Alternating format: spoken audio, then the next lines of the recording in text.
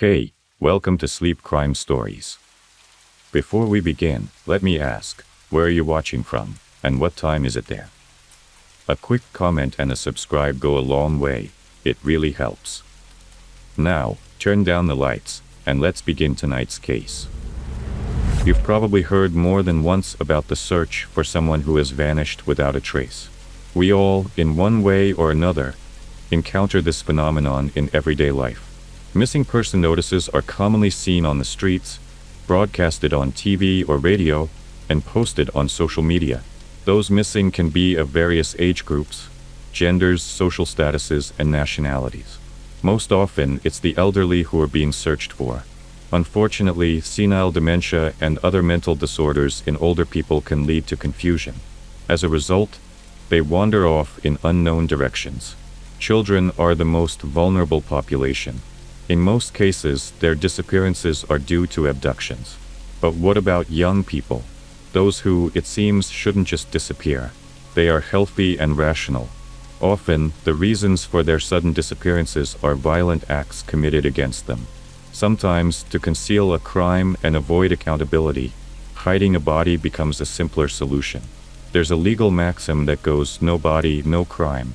However, this is with the slight caveat that the guilt of the accused or the defendant isn't confirmed by a totality of other evidence. Strange events. A complex story unfolded in the family of Graciela Garcia from Hermiston, Oregon, USA. The renowned 49-year-old beauty salon owner disappeared on November 8, 2019. That evening, she planned to have dinner with her 14-year-old son, Jacob, who was at his father's house. Imagine the teenager's surprise when, around 7 p.m., instead of his mother, his stepfather Romero appeared at the doorstep, delivering food. Typically, the man wasn't known for his care and attention. He didn't make efforts to connect with the boy, even though they lived in the same house. Nonetheless, Jacob didn't suspect anything wrong. The stepfather explained that Graciela had fallen asleep, so he came instead. After they said goodbye, the boy went to his room and checked his phone. There were 2 missed calls and a text from his mom. When he tried to call her back, he reached her voicemail. Jacob was very worried that his mother didn't respond. It was a bad sign because she was always reachable, especially since they had planned to meet. After a short while, the boy decided to tell his older brother and sisters about the situation. That evening, none of them could get through to her. Everyone thought that the mother had indeed gone to bed early and would get in touch the next day. However, the family was also concerned that her phone was unavailable to clients as it served as a link between them and Graciela. Later, the younger daughter Gabby often recalled a strange conversation with her mother. Initially happy about the meeting, the woman became sad and thoughtful. Then, she seriously informed that the children should know where she kept important documents and money, just in case. Graciela seemed to be worried about something. She showed the safe and shared the PIN code. She also added that the money and the house deed belonged to them, which couldn't be said about her current husband, Cuauhtemoc Romero Sanchez. Gabby was frightened by the conversation. Her mother was healthy and relatively young. She asked her mother what prompted this talk. However, Graciela didn't elaborate. No one ever knows what the future holds, she mysteriously replied. They never returned to that topic. Surprisingly, over time, the woman's words became prophetic. Gabby often wondered if her mother could have anticipated the tragedy, or if her disappearance was just an unfortunate coincidence. Graciela's journey. Graciela Garcia was born on October 6, 1970, in Mexico. Her family was among the working class. Seeking a better future for their children, her parents decided to emigrate to the USA, where they eventually settled in Hermiston, Oregon. At the time of the move, Graciela was still very young, so she didn't remember the hardships of changing her place of residence. She graduated from Umatilla High School, which primarily catered to low-income populations. All students there received free lunches and breakfasts. With 66% of the students being Hispanic, Graciela easily found friends among them. Her sociability and natural charm distinguished her. Later, she enrolled in Blue Mountain College in the business department. From childhood, she dreamed of connecting her life with the art of hairdressing, and even better, opening her own beauty salon. Graciela was determined and hardworking. Therefore, she sincerely believed that with the right approach, her plans could be realized. By February 2006, she became the owner of Carrie's Beauty Salon. Thanks to her talent and charisma, she soon became well known in society. Moreover, the salon's owner always looked well-groomed, which only contributed to the establishment's image. She loved her job and had a great understanding of new beauty trends. Therefore, there was no shortage of clients. Over time, some of them became Graciela's friends and were welcome at her home. In general, her name was well regarded among the townspeople. Besides her career success, her personal life was also interesting and full of happy events. Beloved men. In her youth, she met a man with whom she fell deeply in love. He was her first love. From him, Graciela had daughters Annabelle and Gabriella, often simply called Gabby. The couple didn't stay together long. The man left the family. Apparently, his feelings for the woman changed over time. Left as a single mother, she didn't despair but focused on self-improvement and earned a degree in cosmetology. Later, fate brought her together with a man of Mexican descent. He was a kind soul, and Graciela liked him very much. She eventually married him. According to the children, she never regretted this decision. He was attentive not only to her, but also to her children, accepting them as his own. Later, the family was blessed with sons Arthur and Jacob. Nonetheless, the man still called Annabelle and Gabriella his girls. Gabby recalled considering her stepfather her real father, as he always supported, protected, and cared for them. The couple did everything to ensure their family was united and happy. Raising 4 children didn't distract Graciela from her passion. On the contrary, whenever she went to professional meetings, she took them with her. The family always traveled together, which became a lovely tradition for everyone. Thanks to this, they visited many cities, got acquainted with local attractions and cultural features. Moreover, they didn't forget about their roots, often visiting Mexico. It was a good time for the Garcia family. Everyone tried their best to make the others happy. Unfortunately, after 17 years, the couple separated. The man and woman didn't want to torment each other with cold feelings. They cherished the respectful relationship that had developed over many years. After the divorce, their interaction remained warm and strong. The father was always in touch with the children and saw them regularly. Graciela shared custody of their youngest son with her ex-husband. The other children were adults and lived separately from their parents. However, they always maintained constant contact with the family, celebrated holidays together, and often consulted with each other. Graciela went through the divorce calmly, not losing her optimism and faith in herself, thanks in large part to her ex-husband. Even during such a difficult period in life, the man behaved honorably and understandingly. Her beauty salon operated as usual, and she dedicated all her free time and energy to its development. Graciela immersed herself in her favorite work, taking a break only on Sundays. She spent this day surrounded by family and close friends. The unexpected visit on the morning of November 9, 2019, Romero stopped by Annabelle's, Graciela's eldest daughter. She was surprised by the unexpected visit from her mother's new husband. The man told her about his wife's disappearance.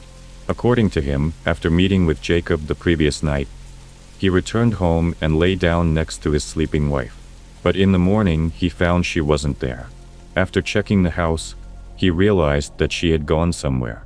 Romero tried calling and texting Graciela, but she didn't respond. He also explained that he visited Annabelle, hoping she might know something. However, the daughter had no such information. Moreover, she was shocked by Romero's words and his reaction to the situation. He was crying and seemed genuinely distressed. It was odd for her to see him this way, as he had never shown any emotions around them, except perhaps indifference. Romero also mentioned that Graciela had been acting strangely lately. He even suggested that she might have found someone else. He didn't deny that his wife might have needed a break from their relationship. In general, he wasn't sure she was genuinely happy with him and considered any reason for her disappearance. Annabelle found the man's words insincere and his tears theatrical.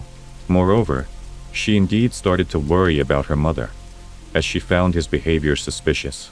Romero had always avoided communication with his wife's children, and suddenly, for some reason, he decided to turn to them. After Romero left, the girl decided to inform the rest of the family about what had happened. Where did the homeowner go? Graciella's children gathered around her house, determined to finally find out what was happening. Her car was parked on the driveway. If she had decided to leave Romero, she surely would have done so in her car. The second thing that caught their eye was the perfect order in their mother's house. Everything was so tidy that it looked overly perfect. Mrs. Garcia loved creative chaos. If she was going somewhere, her belongings and accessories would be scattered all over the room. She would spend a long time in front of the mirror, choosing an outfit for the new day. She loved her jewelry, yet at first glance, she left all her precious items at home. Graciella didn't even wear her favorite rings and necklaces, which she wore every day, not to mention other personal items. Everyone was concerned about what could make their mother step out in such a state. Their imagination painted terrifying pictures, one of which was fleeing. While going around the house, Gabby found something strange. A large blanket was lying in the washing machine. This could not but catch her attention, as their mother always taught them not to overload the appliances. The blanket was clearly heavy and someone else had washed it. Apparently Romero himself. It was unlikely he would engage in household chores. Usually Graciella took care of the house. Then what could this mean? Definitely that he was trying to hide something. However, the man did not comment on this in any way, citing that he does not pay attention to such details. Later, it was established that along with the homeowner, the following items disappeared from the house: passport, driver's license, and mobile phone. On November 11th, Annabelle contacted law enforcement. Visiting the police station, she was surprised. It turns out Romero had not informed the police about his wife's disappearance, even though he knew about it since the 9th, or perhaps earlier. Thus, Graciella's eldest daughter was the first to file a missing person report for her mother. The distant personality. So who was Romero? And why didn't Graciella's family warm up to him? She met him a while after her divorce. Cuauhtemoc Romero Sanchez was one of her beauty salon's clients. Initially, their interaction was based on friendship. Later, the man took the bold step of asking the beautiful and successful woman out. Mrs. Garcia accepted his invitation, and before she knew it, their relationship evolved into something more. When she introduced him to her family, they noted his excessive aloofness and cold demeanor. Annabelle and Gabby shared that they tried multiple times to connect with him, but Romero did not reciprocate.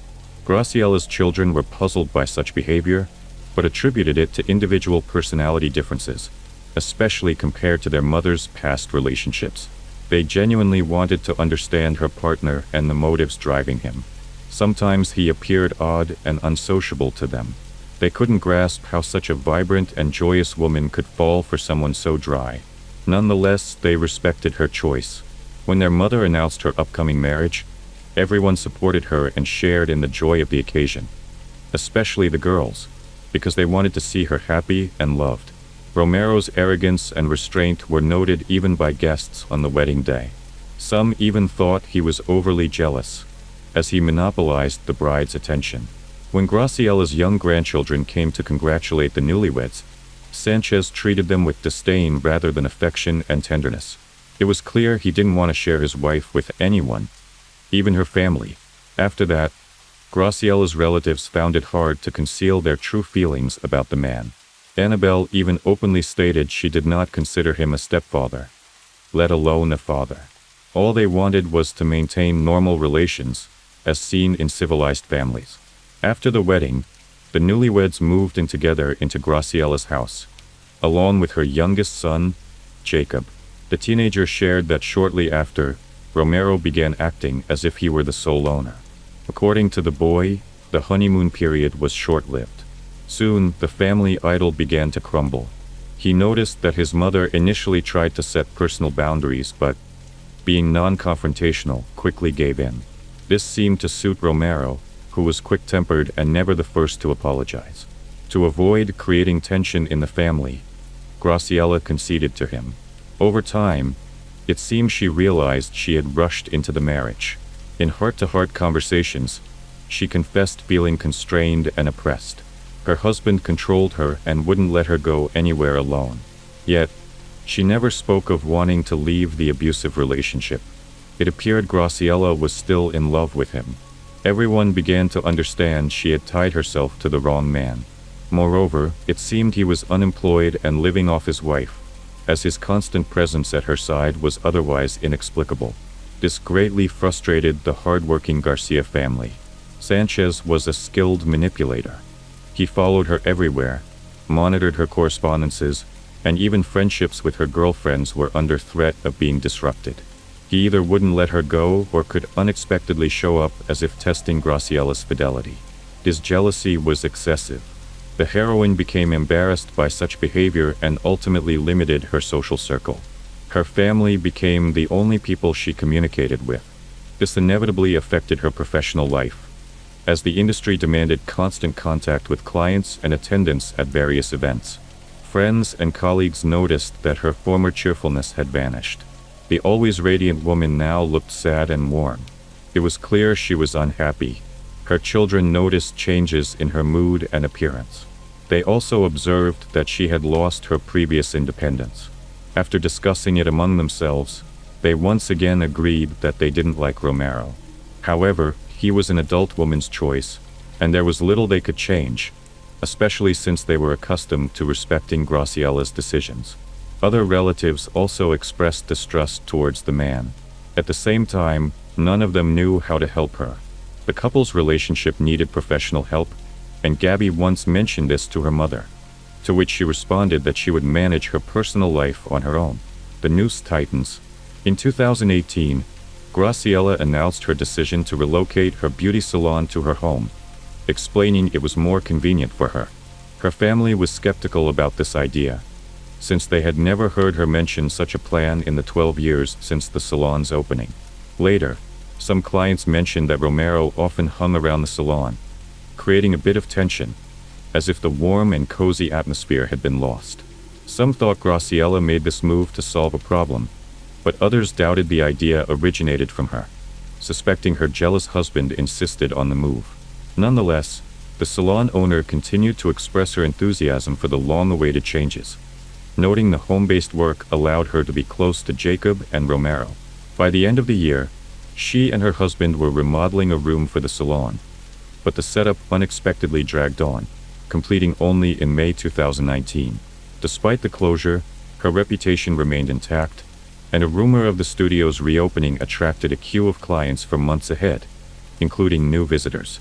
She was thrilled with her professional success, but became increasingly reticent about her personal life. Another incident raised concerns for her safety. Graciela asked Gabby if she could pick her up. When Gabby said it would take some time as she was far away, her mother insisted, an unusual plea for help that surprised Gabby.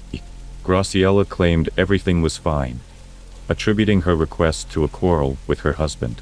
After meeting, they spent time together, and Graciela appeared to relax, smiling and asking her daughter not to worry, suggesting, lovers' quarrels are but lovers' renewals. They parted ways, but Gabby remained uneasy, increasingly worried for her mother. Investigation after Annabelle contacted the police, the relationship between Graciela's family and her husband deteriorated completely. He seemed angered by their decision to inform law enforcement. Romero presented an official version of his wife's disappearance, claiming she decided to take some time alone, or had gone to another man and would soon show up. This was his response to anyone trying to clarify the situation. However, the police report did not go unnoticed. Officers launched an investigation, not ruling out that the missing woman could have been a victim of a crime. They first searched Graciela's home, where relatives confirmed only a few personal items were missing, with nothing else raising suspicion. The investigation included interviews with her children, husband, and others close to the family, including her ex-husband, but nothing substantial was learned. All unanimously expressed doubt about Romero's behavior, though he cooperated with detectives, consenting to a home search, participating in interrogations, providing his DNA, and undergoing a polygraph. With no grounds for his arrest, the investigation continued. Analysis of Graciella's phone records pinpointed the last signal near a bridge in Washington on November 9th at 12:30 p.m., after which the phone was turned off. Her bank accounts remained untouched, as did her social media. Hundreds of witnesses were questioned, and all places Graciella frequented were checked, to no avail. She seemed to have vanished without a trace, a disappearance the investigators deemed suspicious. About 4 months into the investigation, Hermiston police made a public statement, revealing no confirmed information about her last sighting. Despite Romero's failure to report her missing, there was no specific accusation against him. This stance by the authorities frustrated Graciella's relatives. Their communication with law enforcement dwindled. Previously updated weekly, contacts eventually ceased. The missing woman's children had to call the station themselves for case updates, public engagement. As of March 2020, there were no advancements in the search for Graciella. The situation was further complicated by the onset of the COVID-19 pandemic. Consequently, her family turned to the media, hoping to draw public attention to their ordeal and solicit assistance in gathering any information. They believed that even minor details could be significant. Gabby mainly communicated with the press, expressing her family's frustration over being in the dark for months and criticizing the police for it. She implored the investigators to devote more attention to finding her mother. The Garcia family suspected foul play in Graciella's disappearance, citing several indicators, particularly the condition of her belongings and the strange situation at home. It was unclear who would take such a drastic step against her, as she had no visible enemies. It was evident she couldn't have left on her own. She would have contacted her family to reassure them. Their lack of communication indicated something terrible had happened. In addition to media coverage, posters and flyers describing the missing 49-year-old Latina woman, approximately 1.6 meters tall and weighing around 62 kilograms, with dyed blonde hair, were distributed throughout the city. Suspect nearby? Graciella's children also requested a change in the detective team handling the case, suspecting bias and collusion with Romero. Somehow, these individuals were acquainted with each other. The family voiced concerns over numerous inconsistencies in the case. It was discovered that Sanchez's phone was turned off on the day of his wife's disappearance, and his behavior did not resemble that of a person alarmed by the sudden vanishing of a loved one. The Garcia family demanded the suspect's arrest. The police chief, Jason Edmiston, promptly responded to these accusations, confirming Mrs. Garcia's disappearance as suspicious and possibly involving foul play, although this was just one hypothesis. He assured the investigation remained impartial, guided by evidence and circumstances, and dismissed any allegations of social connections between Romero and law enforcement as unfounded. Edmiston also mentioned the spread of misinformation hindering the investigation, and described the case as ongoing and developing, with certain information necessarily kept confidential. Additionally, authorities sought assistance from the FBI. Edmiston expressed frustration over public criticism of the police's actions without understanding the legal complexities. Meanwhile, Gabby announced a fundraiser to hire a private detective, a move perceived as a critique of the police's handling of the investigation, suggesting their inefficacy. On the first anniversary of Graciella's disappearance, her family organized a memorial event attended by friends and acquaintances, reminiscing about her vibrant and cheerful nature.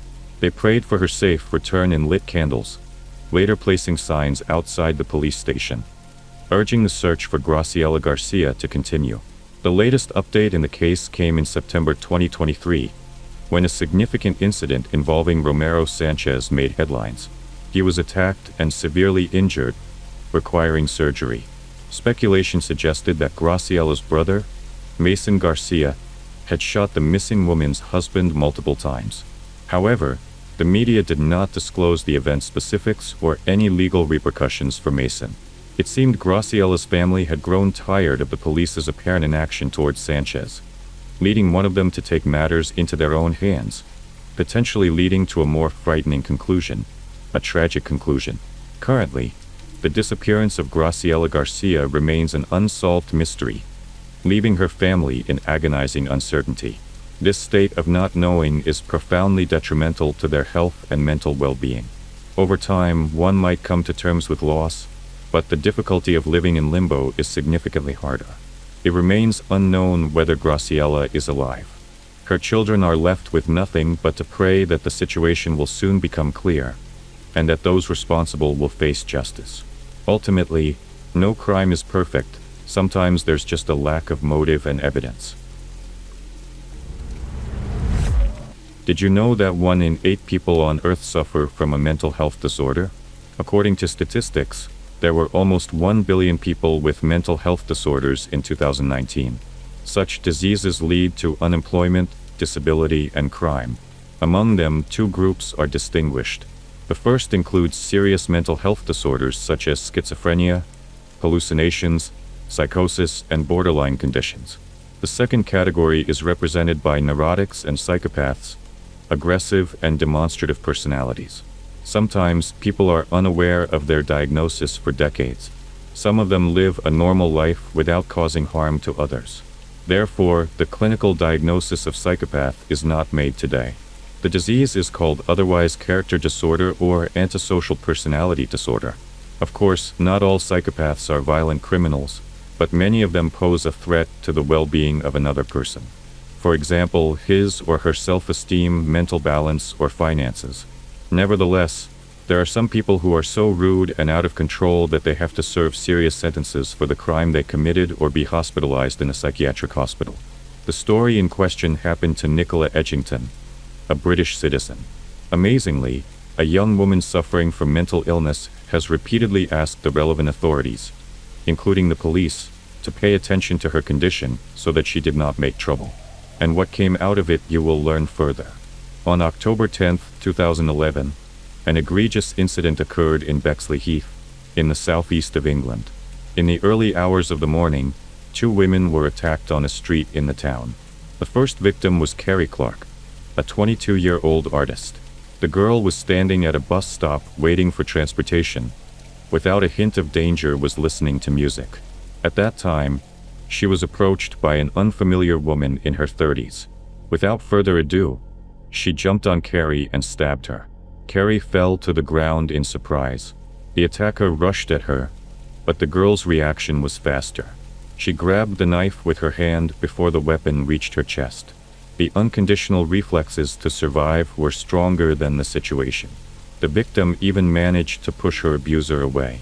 Carrie intercepted the knife, despite the pain from the blade, and began to scream. She called for help. At the same time, the girl asked her attacker what she was doing, and if her head was all right. To which the woman replied that the only person with a knife in her hand on this street was Carrie herself. In addition, she demanded that she hand over the knife, which the resourceful Carrie certainly did not do.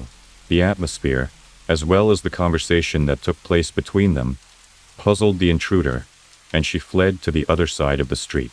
However, the matter did not end there. While passers-by rushed to the victim, the criminal disappeared from sight. Turns out that she went into a butcher shop where she stole a knife. Then she noticed another woman standing with her back to her. Without thinking twice, she rushed towards her. The attack on 58-year-old Sally Hodkin was fierce and ruthless, striking her in the neck. The attacker practically decapitated the poor, elderly woman. Before she knew it, she fell to the ground and died. The perpetrator fled the scene as quickly as she had appeared. Perhaps the accidents would have continued further if not for the arrival of the police. They managed to track down the inadequate woman through CCTV cameras. A short while later, she was arrested in one of the nearby stores. At the time of her arrest, she appeared unperturbed. The law enforcement officers got the impression that she was even happy to be caught. The detainee was taken to the station where she was identified. The attacker turned out to be 31-year-old Nicola Edgington, who suffers from a mental health disorder. The woman has been admitted to an institution to deal with her acute condition. Meanwhile, detectives have launched an investigation into the case. Nicola was born on September 9, 1980, to Marion and Harry Edgington. She was the eldest among the other children, brother Tom and sister Sarah. The married couple was famous in certain circles. The father of the family was a respected foreign correspondent for the Daily Mail, a British daily newspaper. His wife was just like him, educated and charming. Tom and Sarah were quiet and obedient children. They did not cause much trouble to their parents. That could not be said of Nicola. The girl was a difficult child from an early age. Despite her angelic appearance, she possessed a devilish character. At school, she insulted her classmates, often hitting them. She studied badly and was insolent to her teachers. In addition, at home, Nicola provoked quarrels between parents. Eventually, conflicts and tension led to divorce Edgingtons. Harry moved to France, but continued to keep in touch with his children. Marion was concerned about her daughter's behavior. She repeatedly showed her to a psychologist and conducted various kinds of examinations. However, they did not give the proper result. Everything was written off on the peculiarities of the girl's character. Many years later, her brother Tom said that her sister just knew how to pretend to be normal. After the dissolution of the marriage, relations with her mother became strained. In addition, the girl had grown up. By her early teens, she had become completely uncontrollable. The young lady allowed herself to be absent from home for days at a time. Due to this, Marion repeatedly contacted the police. Once, Nicola called the social service with a request to place her in a care center. The girl complained about her mother. It is not known exactly whether she really needed help or did it out of spite. However, her wish was heard. As protective measures until the circumstances are clarified, the girl was taken away from home and placed in a specialized institution. However, there the young lady showed herself in all her glory, after which she was returned home. The social workers stated that she was a danger to other children. When Nicola returned home, her behavior only worsened. She started drinking and smoking and got involved with bad company. For this reason, Marion and her children were forced to move to Forest Row in East Sussex. The woman dreamed of starting a new life where no one knew them. In the new place, Nicola began to study at a state comprehensive school. While Tom and Sarah went to live in a boarding school, Tom later recalled that he understood his mother's circumstances. Moreover, he enjoyed life away from his inadequate sister. He realized that Nicola's behavior was destructive to the psyche and well-being of the family. Consequently, on weekends Tom did not even want to return home. When Nicola was 15 years old, she dropped out of school. The girl did not accept her mother's request to finish her studies. She believed that she could do without education. In addition, she stopped perceiving the words of Marion. From this, their relationship became even more complicated, sometimes violent. One day, Nicola hit her mother with a cell phone. This gave the woman a black eye. The incident was reported to the police. However, Nicola only received a warning that it was unacceptable. In the end, it was decided to separate. Nicola was probably the initiator, as she had long wanted to get away from her mother's hyperparenting. Nicola settled on the south coast of England, in Brighton. Rent an apartment helped her father, about whom, by the way, she spoke negatively, claiming that more than once she was abused by him. However, Mr. Edgington denied these allegations. For a short time, Nicola managed to work as a hairdresser, a sales clerk, but nowhere for a long time. Some sources claim she also made a living as a stripper. Leading a free lifestyle at the age of 17, Nicola suspected she was pregnant. A medical examination confirmed it. The doctor informed Nicola of the impending birth of twins. However, the babies were not destined to be born, as Nicola's boyfriend punched her in the stomach. At the age of 19, she got pregnant again. This time, the father of the baby was another boyfriend who was involved in the trafficking of illegal drugs. By then, Ms. Edgington was also using drugs, which triggered the birth of the baby 3 months premature. Nevertheless, the boy was brought out, and Marion helped to care for him. Once out of work, Nicola continued to lead a binge lifestyle and use illegal substances. Because of this, she came under the supervision of the relevant doctors. It would seem that Nicola's life should have continued in a similar vein, but suddenly, there was a bright streak. She met a guy from Jamaica in a nightclub. He turned out to be a nice man. Subsequently, the young people got married. Another child was born in the marriage. The identity of the Jamaican is not disclosed, but it is known for sure that the period of their relationship was favorable. The man was an excellent father. He loved not only his son, but also his stepson. He was also a decent spouse. He took care of his wife, making sure she took the medication prescribed by her doctor. The medication regulated her mood, and thanks to it, Nicola became relatively calm. After a while, the woman embraced religion and joined the controversial Universal Church of the Kingdom of God. There she was persuaded that everything was the will of the Almighty, not man-made medicines. So she stopped taking them, which worsened Nicola's condition. Among other things, she was brainwashed. Poor mental health and self-injury played a cruel trick on the young woman. She began to claim that she could see demons and people disappearing into the kingdom of God. She also believed that there was a 100-eyed monster on earth that guarded the throne of God from enemies and took the form of a police force.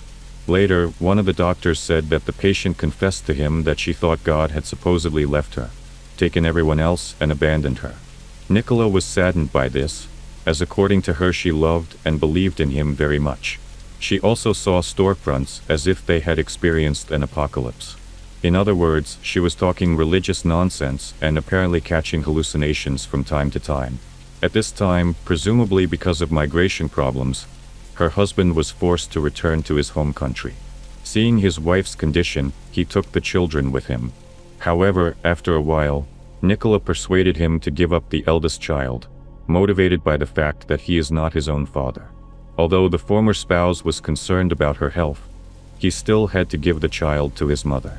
Apparently, he hoped that the grandmother would join the upbringing of the boy. Back home, Nicola became even more aggressive and violent. Marion worried for her grandson's safety.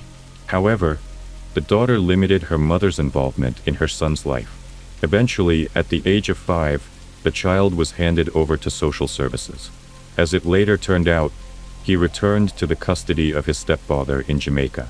Consequently, all government benefits, including welfare and living in a city council-funded apartment, were canceled for the woman. She had to return to her parents' home. Her mother, although afraid of her daughter's actions, did not deny her shelter. Their relationship deteriorated further. Once Nicola threatened their neighbor with a knife and damaged his property. The police limited themselves to issuing a warning the second time. At the same time, she was examined by a doctor who found no signs of mental disorder.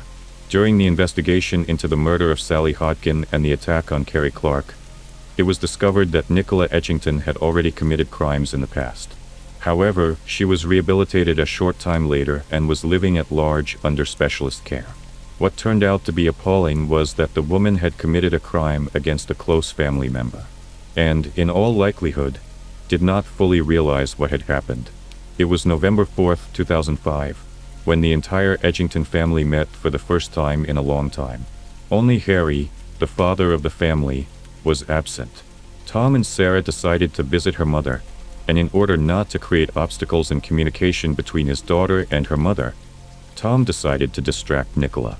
He invited her to the local pub. Initially, their communication did not build, but after a while, Nicola said that she would soon move to London. At the same time, she was writing something down in a notebook. When Tom asked her what she was writing, her sister didn't answer, only smiled enigmatically. Afterwards, Nicola got into an argument with a member of the venue's staff, resulting in her being kicked out. Tom wanted to continue the evening on a good note, so he called his mother and suggested that she and Sarah join him. Marion declined, and the younger sister decided to keep her brother company. If they had known then how the evening would end, they would never have left their mother alone with Nicola. Back in the house, Tom noticed a strange clutter on the cot his mother had put in the guest room. It looked like a pile of clothes with someone's legs sticking out from underneath. Tom didn't realize what he was seeing. The man figured someone had spent the night at his mother's house. He reported it to Sarah. However, she decided to see if it was true, and she was right. Sarah's deafening shout of calling the police came from the room. In fact, the legs Tom saw belonged to 60-year-old Marion. The woman was dead, and stab wounds were visible on her body. In addition, there was no older sister in the house. The family suspected that she might have been involved in the crime. Their assumptions were confirmed when, searching the house for Nicola, Tom found a familiar notebook. On the first page, a list of names was written in her handwriting, under the general title, Doomed to Death. First on the list was Marion's name, which had been crossed off. After arriving at the crime scene, forensic investigators began examining the victim's body. They found 9 stab wounds and penetrating wounds inflicted with a kitchen knife. Later, a version was put forward that the crime occurred during a conflict between women. At the same time, a search for the missing woman was underway. Sarah made a plea on television for Nicola to return home. On November 21, 2005, Nicola Edgington was detained on her way to London. The first thing she underwent was a psychiatric evaluation. Nicola was found to be in an emotionally unstable state. She spent some time in prison before being transferred to the Bracton Center in February 2006. This facility was for people with mental health problems who had committed a crime. Specialists at the center determined that the woman could not stand trial until her health condition improved. 8 months later, she pleaded guilty to manslaughter with diminished responsibility. The psychiatrist's report stated schizophrenia and emotionally unstable personality traits. The doctor who observed the patient opined that she needed inpatient treatment for further behavioral risk assessment and long-term rehabilitation. Ultimately, the judge, under the Mental Health Act 1983, sentenced the defendant to be detained in a psychiatric clinic indefinitely. At the clinic, the young woman was treated with antipsychotic medication to stabilize her emotional background. However, Nicola's behavior was disturbing. It was abusive and defiant. The patient did not want to remember the crime she had committed and was looking forward to being discharged as soon as possible. In addition, she showed an increased interest in the male patients of the center. Despite this, in November 2007, the medical commission decided to transfer the woman to another room where the patients could lead a freer life. It is unlikely that this move was related to the improvement of her condition. Rather, it was probably done to free up bed space. In the new ward, the medication doses were reduced, which had a negative effect. In addition, the mentally ill person had an affair, which also affected her mood. Despite these circumstances, the heroine of the story was discharged on September 29, 2009. Nicola began to live in a subsidized apartment provided by the state in such cases. A woman who could have fallen off the wagon at any time was not left to fend for herself. She was assigned to the so-called Interagency Public Protection System. It brings together several agencies whose responsibility it is to ensure the safety of citizens from criminals who are released to live in the community. At the same time, Mrs. Edgington expressed concern about being alone at night. However, she was assured that she was supervised around the clock. In addition, there was a contingency and assistance plan in place. Nicola lived in these conditions for 2 years. She was visited periodically by a psychiatrist and a social worker. In turn, she was assessed as necessary. Surprisingly, during this time she was allowed to travel to her ex-husband's home to visit her children. In 2011, she was in a relationship with 2 men living in the home in question. They were also under supervision, so communication between them was prohibited. However, they violated the prohibition. Consequently, in March, the highly anticipated event occurred. Nicola became pregnant again. In order to carry the baby and deliver it healthy, she was taken off her medication. After a while, the pregnancy broke down, however. The ward did not resume treatment. In September 2011, the woman decided to contact her brother. She sent him a message on Facebook, telling him that she repented for killing her mother. Nicola wrote that she missed his support and that no one cared for her as much as Marion did. Nicola also reported a failed pregnancy. She left him her phone number and asked him not to tell their father about the correspondence. Tom's response was brutal. Her brother couldn't forgive her. He wrote that she was a cold-blooded criminal who had forced him to discover the body of a loved one, something he would never forget. Lastly, Tom added that the news of the failed pregnancy made him happy. Moll, people like his older sister, should not reproduce, and all she has to do now is to voluntarily pass away after doing a favor to others. After that, on October 6, 7 and 9, Nicola had a nervous breakdown. During this time, she repeatedly called the police, reporting that she was receiving death threats. The police responded to the call, however, did not find anything suspicious. After that, they stopped paying attention to her calls. In September 2011, the woman decided to contact her brother. She sent him a message on Facebook, telling him that she repented for killing her mother. Nicola wrote that she missed his support and that no one cared for her as much as Marion did. Nicola also reported a failed pregnancy. She left him her phone number and asked him not to tell their father about the correspondence. Tom's response was brutal. Her brother couldn't forgive her. He wrote that she was a cold-blooded criminal who had forced him to discover the body of a loved one, something he would never forget.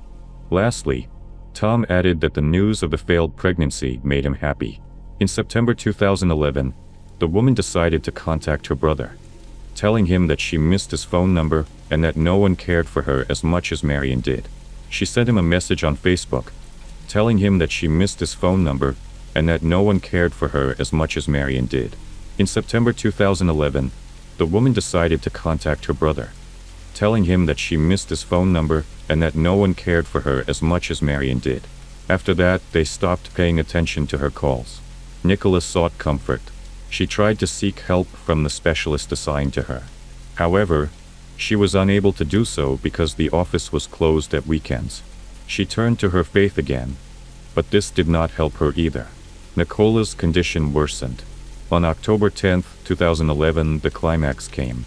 At 3 in the morning, the woman called a cab and asked to be taken to Lewis Hospital. When she arrived, for some reason she told the driver that the clinic was closed and asked to return home. By the way, the treatment facility was open, but Nicola's condition alerted the driver. After a while, she started talking about being sick and needing treatment. In addition, she had not paid for the road. So around 4:30 a.m., the cab driver decided to report what was happening to the police. A patrol car picked up Nicola and took her to Queen Elizabeth Hospital. There she said she wanted to leave because she didn't feel safe. However, the officers left her there alone and drove away. Nicola tried to calm herself down by starting to call everyone who could help her. First, she dialed her district nurse. As it later turned out, the nurse did not answer as she was ill. Mrs. Edgington also wrote to her social worker, tried to call the Bracton Center, but was unsuccessful, either by the law of meanness or because it was early morning and everyone was asleep. After a while, she asked the receptionist if the doctor would be in soon, to which she replied that it would have to wait a little longer. Nicola got angry and blurted out, "Do I have to kill someone to get attention?" The staff member again asked her to be patient. No one seemed to care about the woman's condition. Nicola therefore called the emergency number and asked for the police to be sent to her. The woman said that she had previously killed a man in a similar condition and needed help again. The dispatcher assured her that he would send some officers soon. In the end, no one arrived.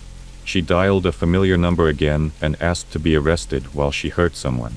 Nicola repeated that she had schizophrenia and was having another attack. The police asked her where she was. She gave the address of the hospital. Then they called the clinic. The nurse assured the police that Nicola was under control. At 5:30 a.m., she was finally seen by a nurse. After another hour, Nicola was escorted to the hospital's psychiatric ward. At 6:40 a.m., the doctor on duty came to see Nicola, but he made a mistake by leaving her alone in the ward and not checking the door behind him. After 7 a.m., the woman got tired of waiting. She pushed the front door, which turned out to be open because of a broken mechanism. This is how Nicola managed to escape. Upon returning, the doctor realized that the patient was missing and reported it to the police. It was only at this point that Nicola was checked through the databases. They became aware that all this time, they had been communicating with a man who once took the life of his mother. Unfortunately, it was already too late. Nicola was out of control and attacked 2 unfortunate women who fell into her hands. CCTV cameras later showed Nicola's route of travel.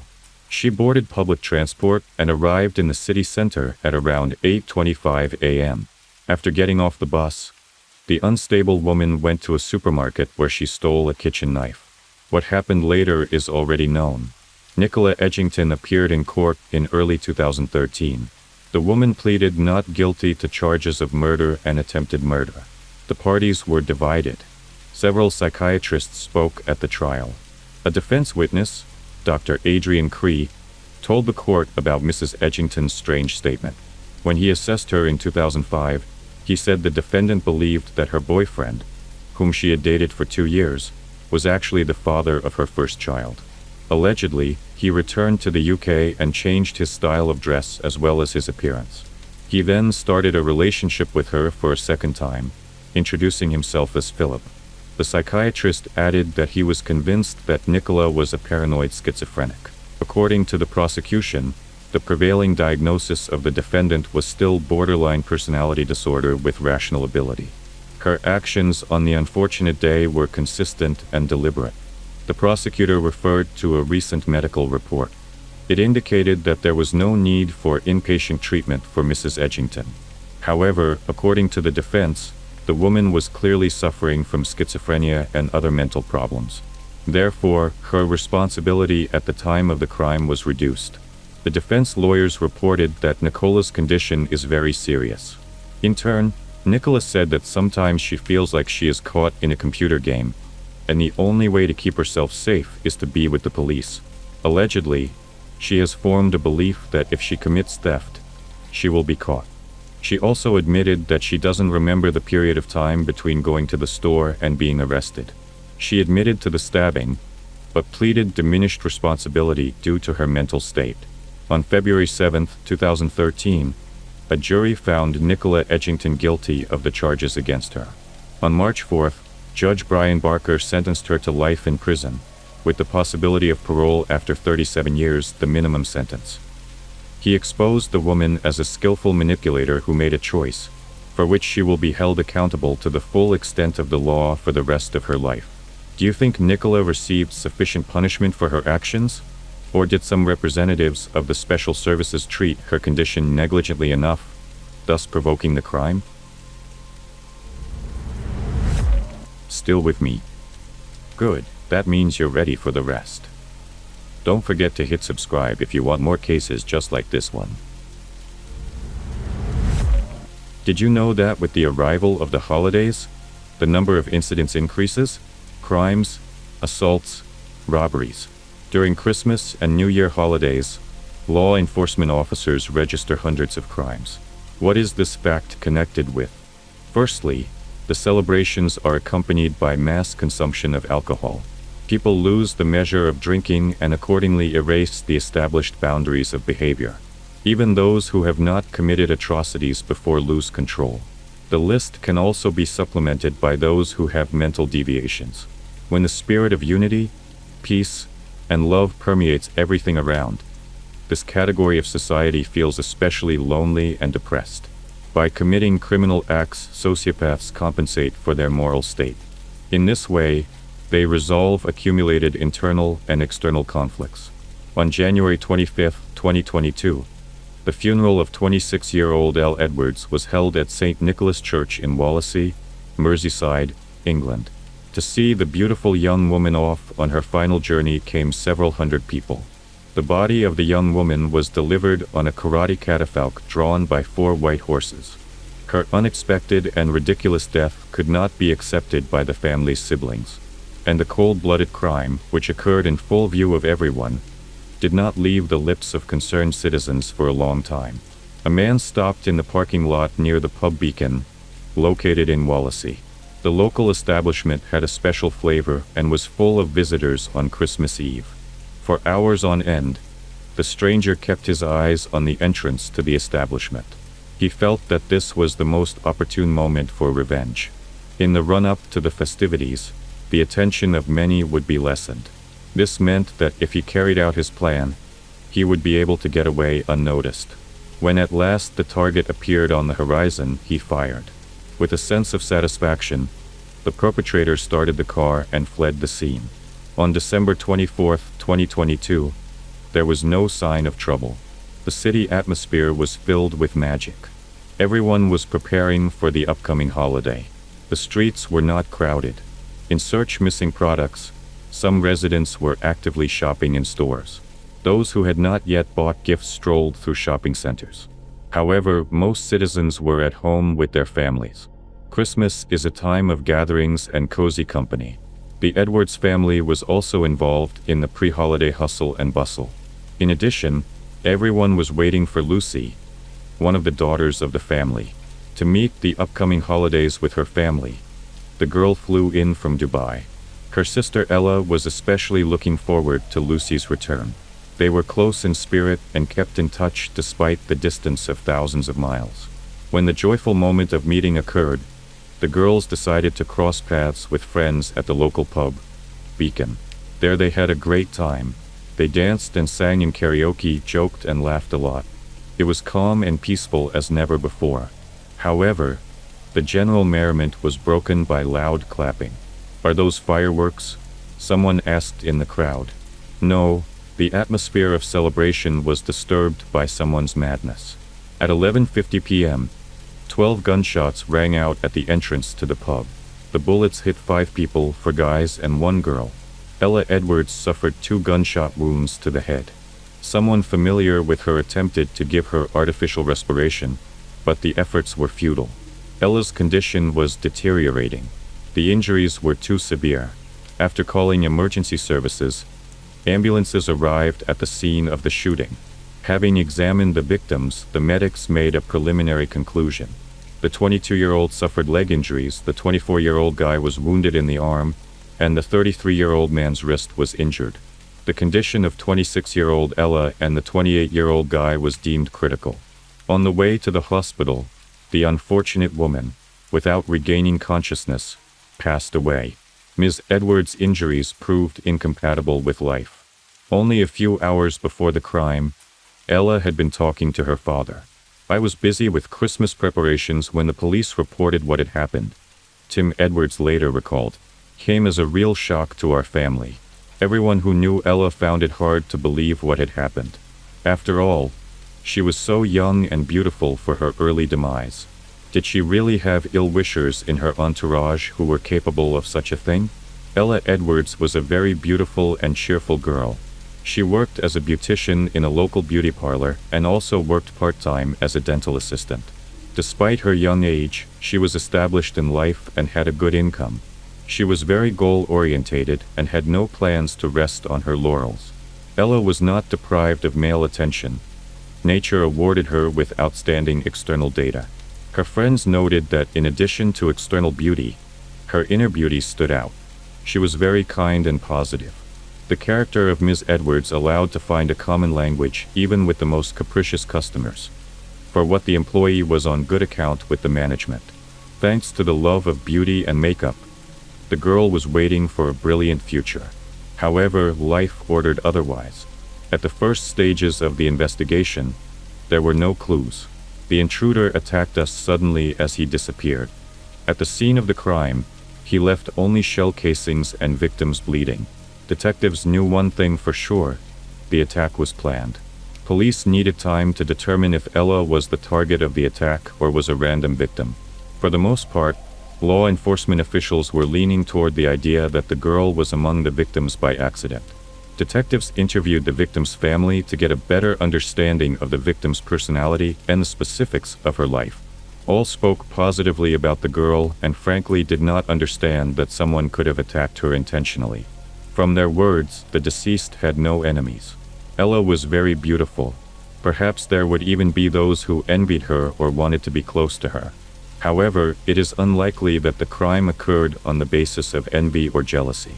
The Edwards family's words reinforced the police's speculation. The fact is that recently in the city has become not uncommon cases of strife between rival criminal groups. Sometimes, as a result of their use of firearms, innocent citizens suffered. Afterwards, the victims and witnesses of the incident were interviewed. Took a long time to check cell phone service.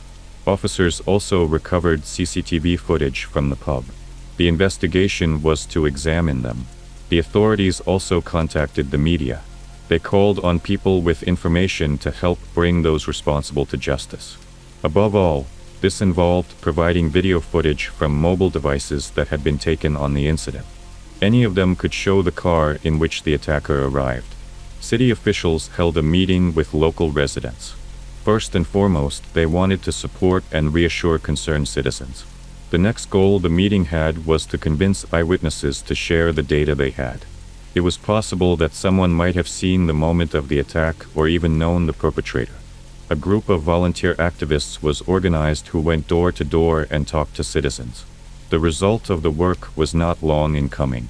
It was soon established that the attacker left the pub parking lot in a dark Mercedes A-Class. CCTV cameras also showed that, having pulled up to the establishment, the offender waited for some time. Apparently, he was choosing the most convenient moment for the attack.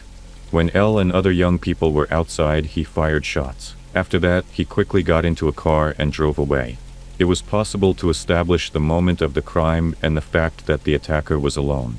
However, it was not possible to determine where the intruder went.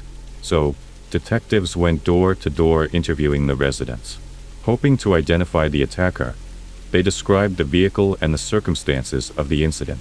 All city streets were patrolled around the clock. On December 25th, the funeral of the murdered girl was held.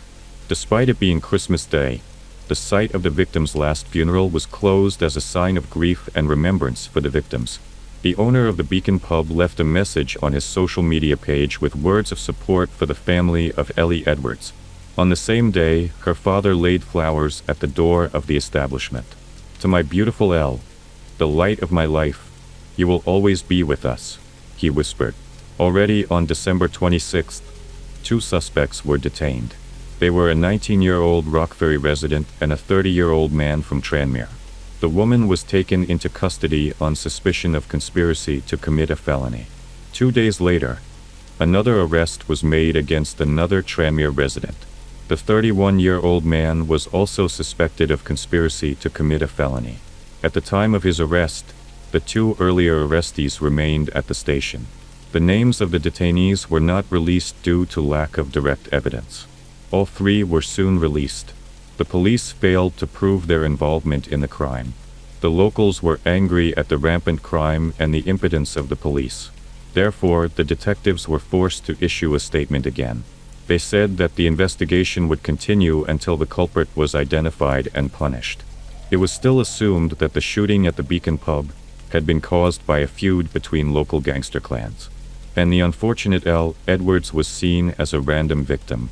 On December 30th, law enforcement reported that the 3 male victims had been released from the hospital, and the condition of the critically wounded 28-year-old had finally normalized. On January 3, 2023, police reported that about 150 pieces of data were obtained during the investigation. Among them was some very important information. It was found that bullets fired by an unknown person could have been intended for Jake Duffy and Kieran Sauckled. The boys were part of a local gang. The group could not share a territory where illegal substances are traded with a rival clan. According to information obtained from enclosed sources, the 2 were seen scuffling on December 23rd. Apparently, the 2 did not take the fight that took place as a looming threat to their gang. Therefore, the next day the bandits went on vacation to Mayak. By their appearance there, they put the other visitors in the gunman's crosshairs. At the same time, thanks to video surveillance systems, managed to track the car on which the criminal left the scene of the crime. However, the intruder was ahead of the detectives. New Year's Eve turned out to be as turbulent as Christmas. The police station received a report of a fire near the Beacon Pub. When officers arrived at the scene, they found a car matching the description of the wanted vehicle. Despite the fact that the vehicle burned out completely, the examination confirmed its identity. Apparently, the perpetrator knew that the police were on the trail, so he set the fire in order to destroy the evidence. It was also possible to establish that the car was stolen. On January 11th, the total number of people suspected in the murder of L. Edwards rose to 5. Detectives said they had made an arrest of a 22-year-old man and a 23-year-old woman from Wirral. On January 13th, police announced the capture of the perpetrator of the shooting. He turned out to be Connor Chapman. Despite his young age, the boy was well known to police and the criminal world. He had a long record of robbery, hooliganism, threatening behavior, and aggravated carjacking. The latter offense was a real star attraction as he made headlines in many newspapers. He has been charged with several offenses in the current case. At the same time, the 23-year-old woman who was detained was released on bail. The investigation continued. It turned out that on the afternoon of December 24th, there was a scuffle between 2 rival groups. The cause was an area near a wooden church located in Beechwood. The altercation was very violent, but no compromise was reached. Somehow, Chapman became aware that several of his enemies were celebrating Christmas Eve at a local establishment. Instead of spending his first Christmas outside of prison in 4 years with his family, Connor opted for revenge. So, L. Edwards really was in the wrong place at the wrong time, and Chapman wasn't acting alone. Investigators managed to find out the name of another defendant in the case. It was 20-year-old Thomas Waring. The guy was taken into custody. He was charged with possession of firearms and assisting a criminal. During a search of Thomas's home was found significant evidence for the investigation. It was a videotape taken before the incident. It shows Connor picking up a gun and saying he was going to get even with someone. After the shooting, the perpetrators hid the stolen car. Later, in order to confuse the investigation, they ordered a cab under an assumed name. At around 5 a.m., the criminals returned to the place where they had hidden the Mercedes. In order not to waste time eliminating traces, they decided to get rid of the direct evidence in the case. As for Connor Chapman's identity, it was criminalized from a young age. He was born in Birkenhead, Liverpool. He was raised by his grandparents. The boy was abandoned by his parents at an early age. Since the teenager studied poorly, he dropped out of school shortly before his exams. In general, Connor has always been a problem child. Therefore, special hopes for the guy did not lay on neither teachers nor relatives. Chapman committed his first crime, shoplifting, at the age of 14. In 2016, he committed a carjacking. In 2017, another theft was joined by possession of a controlled substance. For the past 2 years, Chapman has been under police supervision and had restraining orders. However, he was more than willing to violate them. He was eventually deemed a danger to the community, so they restricted his access to several parts of the city. In 2018, he violated the ban again. Connor was in a restricted area. He also had a knife and illegal substances on him. That same year, the public heard about him for the first time. His sorry excuse for stealing a car became an anecdote among the local population. 18-year-old Connor had no intention of getting on the straight and narrow. Last time he stole an Audi. When a patrolman on the streets of the city noticed the stolen car, he ordered the driver to stop. Chapman, however, had no intention of obeying the officer's instructions. With all his might, he pressed the gas. He only provoked a chase. Along the way, the guy committed other offenses on the road. He ended up crashing into a curb. The car was thrown sideways and spun around. As a result, the carjacker was forced to leave the cabin. After not traveling a great distance, the runner was caught. The patrol caught up with Connor in the bushes. In his defense, he said he was expecting a buddy. His phrase later became a catchphrase. At trial, the defense fiercely argued for Chapman's freedom. The defense argued that the guy was under the influence of bad company and also claimed that he was diagnosed with ADHD and a number of other mental disorders. This report was issued by a private specialist during the trial. The lawyer insisted that Connor was innocent and needed to be released. Thus, he was sentenced to 8 months in juvenile prison. Upon release, he was also brought a driving ban. This was a fairly minor punishment for a repeat offender who had 14 convictions for 30 criminal episodes. The young criminal clearly had no intention of stopping and spit on all societal rules. In January 2020, Connor went on trial again. This time, he was sentenced to 10 months in prison for being caught in a public place with pockets full of illegal substances. After serving his sentence, he was arrested again for 5 episodes of the offenses. At the same time, Chapman boasted of questionable accomplishments. He proudly claimed that he spent more time in prison than he did on the outside. Eventually, by the time he was 20 years old, he had received 19 convictions for 43 felonies. 6 months before the horrific incident at the Beacon pub, Connor was tried again. The lawyer insisted that the guy had realized everything and was finally ready to reform. Chapman himself confirmed the words of the stitch-up. As mitigating circumstances, the lawyer cited the impending birth of Connor's girlfriend. Pressing on pity, he said that the first child was born when the guy was behind bars. At the time of the last trial, The police were aware that Connor was in a gang and selling illegal substances. However, oddly enough, he was only tried for burglarizing a house and stealing a couple of electric motorcycles. Perhaps there was corruption involved in the case. At least the high-priced lawyer worked off the fees he was paid. Amazingly, everyone recognized that the guy was dangerous. At one time, law enforcement officials even made a statement on television telling the public to be wary of Connor. After committing a crime, he would serve his sentence and then be released again. It's a vicious criminal cycle. However, there was no good reason for Chapman's isolation. Most likely, it was due to the fact that no one was seriously hurt by his actions. The public was extremely indignant about the gaps in the law. It appeared that nothing could be done with hardened criminals until they maimed someone or killed them. On June 13, 2023, the trial of Connor Chapman began at Liverpool Crown Court. 12 members of the Edwards family took part.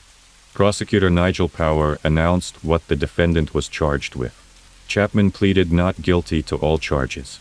The fact that the guy was caught on CCTV footage, he tried to deny. Connor this time said that, on the night of the attack, he was at home wrapping presents. He was also evasive about the stolen car. At first, he denied stealing the Mercedes. Connor claimed that the car belonged to his gang. Later, he said that he had burned it because he had learned that one of his associates had committed a crime with the car. As sufficient evidence had been collected, his lie was obvious. The trial lasted 3.5 weeks. During this time, all the circumstances of the crime were established.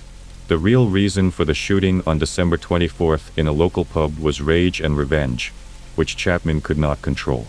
In fact, he didn't care who got in the way at the time of the massacre of Jake Duffy and Kieran Sokol, members of a rival gang. Prior to that, he had acquired a Scorpion submachine gun. The weapon could fire about 15 shots in less than 1 second. Connor jumped into the stolen car and drove to the beacon. Before firing the shot, he kept surveillance for 3 hours. In the meantime, the security camera captured Elle happily socializing with friends. She even left briefly to go into another pub before taking her sister Lucy home and returning again. At 11:47 p.m., the girl showed up outside again to have a smoke. To her misfortune, she found herself next to Chapman's targets. At this time, Connor was just in the parking lot. His long brown hair was visible on camera, as well as his face covered by a hood or balaclava. A short time later, as he heeled toward his car for further escape, he fired 12 shots. The resulting wound rendered Elle unconscious and fell on top of Sokol. Thus, Elle Edwards received bullets that were not meant for her. After the attack, Connor was going to flee to Spain, but literally at the airport was detained by law enforcement officers. To cover their tracks, Chapman and Waring set fire to the car and got rid of the weapon, which, by the way, was never found. However, traces of Connor's DNA were found on one of the shell casings, which indicates that the defendant loaded the gun before firing it. During the search of his home, red gloves were found which were clearly visible on the pub's CCTV footage.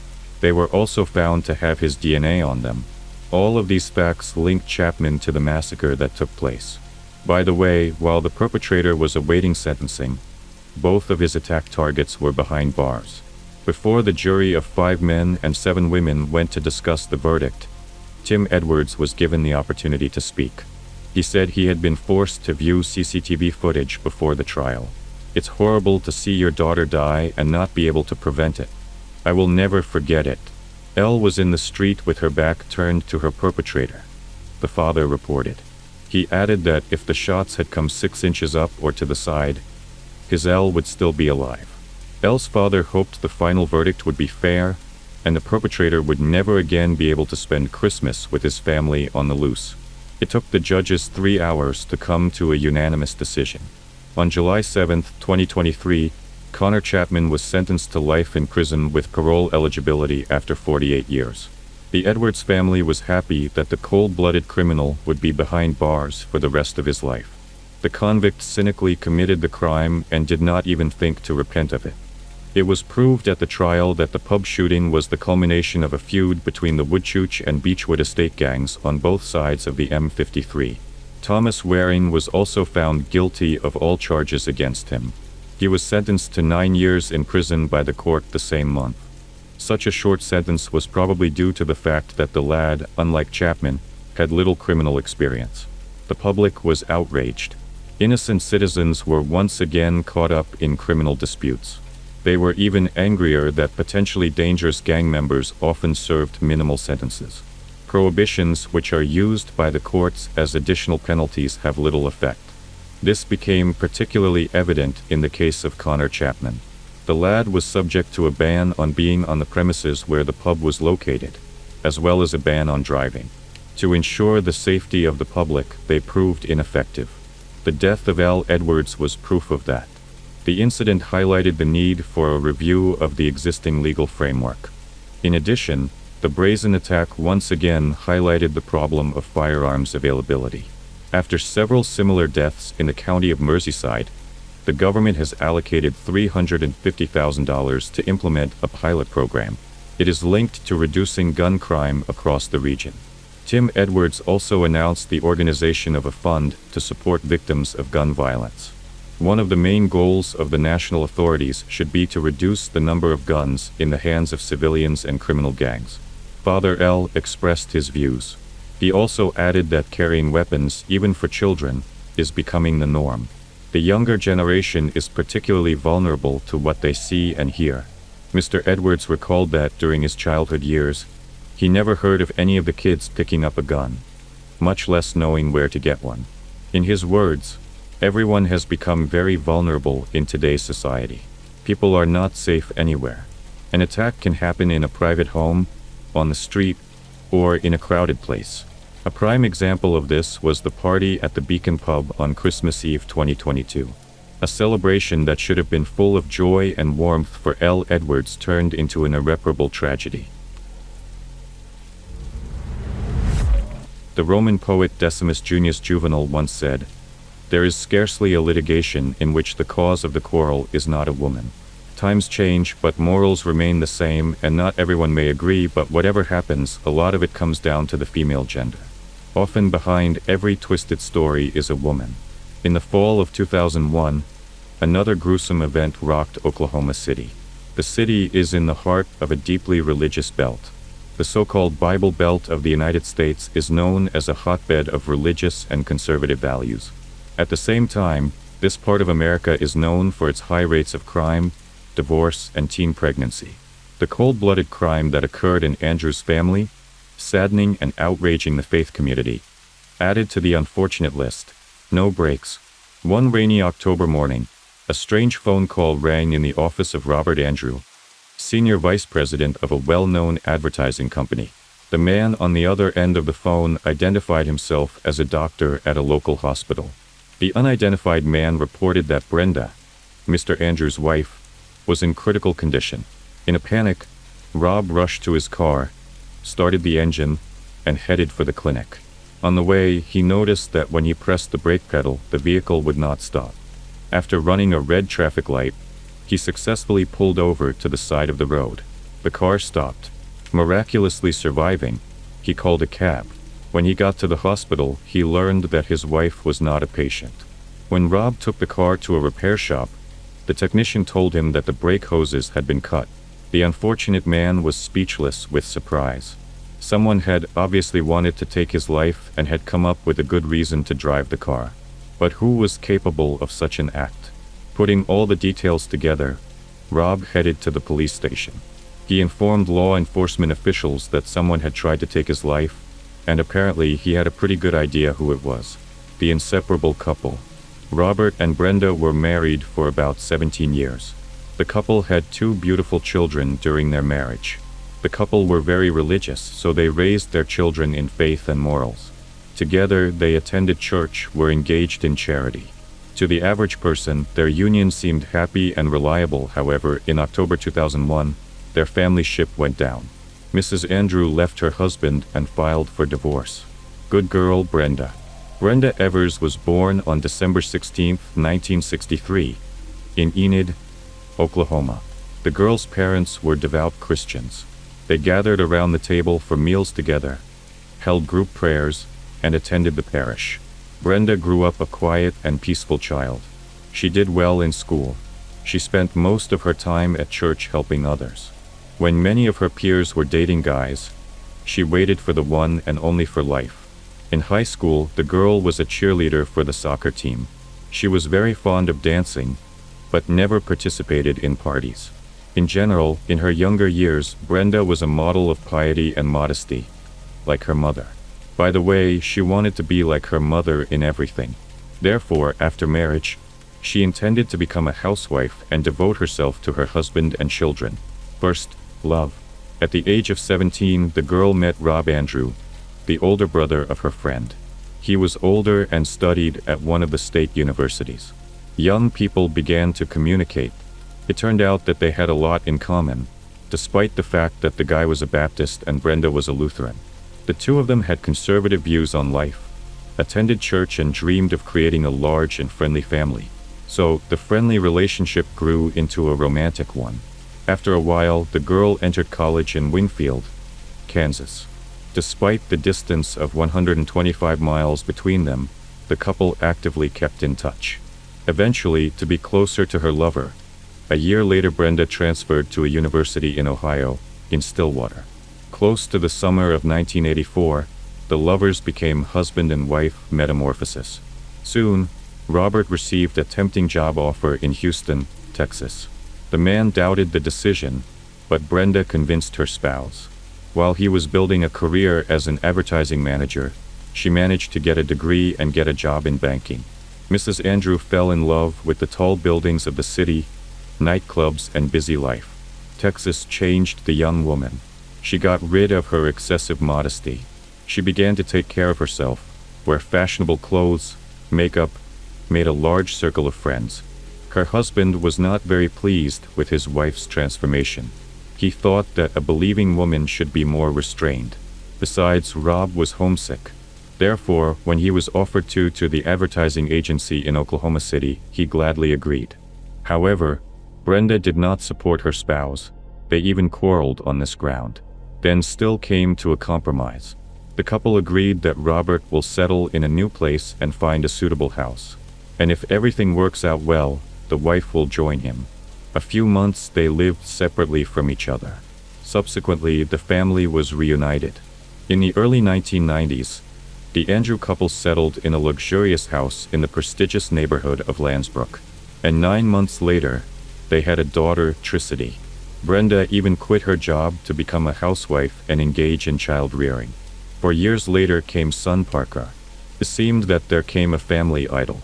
For this, they had everything: love, children, home, and financial prosperity. What happened in Mrs. Andrews' garage? On November 20th, 2001, a few days before Thanksgiving, Rob planned to stop by Brenda's house. He had made arrangements with her in advance to take the children with him for the holidays. At the time, the couple was divorced. In the evening, his ex-wife met him on the doorstep of the house. She asked the man to go to the garage and help with the faulty equipment. When he bent down, he heard footsteps behind him. Robert turned toward the noise. A gunshot rang out and the wounded man fell to the concrete floor. Around 6 p.m., the emergency services received a call. The caller turned out to be Brenda Andrew. She reported that she was injured and her husband was dead. An ambulance immediately rushed to the scene. When the paramedics arrived, they found a horrific scene. In the garage, in a pool of blood, lay a man whose cause of death was a gunshot wound. His wife was luckier, shot in the arm. Brenda's clothes were stained with blood, and the woman herself looked remarkably detached. The paramedic put her condition down to shock. "I tried to give Rob first aid, but I think he's dead," she reported. The victim's hand was bandaged, and she was later taken to the hospital. As the ambulance left the scene, police began their examination. The first thing they found was a .22 caliber bullet lodged in the wall. A little while later, a shotgun shell casing was found, so multiple weapons were used in the attack. The second thing the officers noticed was the victim's wallet. He still had it on him, so the shooting wasn't connected to a robbery. To understand what happened, it was necessary to interview Mr. Andrews' ex-wife. At the clinic, Brenda explained the reason for their meeting. She also explained that while they were busy, 2 masked armed men entered the garage. The thugs shouted something in their direction, but what exactly she couldn't hear. One of them then shot Rob twice, and the other wounded her as she was about to flee. After that, the attackers hurriedly fled. Who the attackers were and what they had come for was not known to her. However, the victim added that Robert could hardly have enemies, as he was a decent and kind person, always helping other people. The woman admitted that she was frightened by what happened, especially the fact that there were children in the house at the time of the attack. However, many things in her words were contradictory. It was clear to the police that Brenda was not telling the truth, especially the fact that the children were not packed for the trip. Interviews with neighbors yielded no positive results. None of them had noticed anything strange that fateful evening. Hoping to find out the details of Brenda and Robert's personal life, the detectives decided to question the couple's acquaintances. Midlife crisis. It turns out that after the birth of their second child, the relationship between the couple became strained. Mr. Andrew repeatedly told friends and pastor that Brenda was abusive to him, and repeatedly stated that she hated their marriage.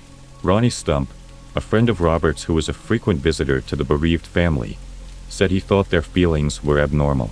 Brenda was not shy about her expressions even in the presence of strangers, and Rob clearly loved the woman more than she deserved, as he forgave her antics for quite a long time. Friends of the family unanimously claimed that she had undergone a strange metamorphosis.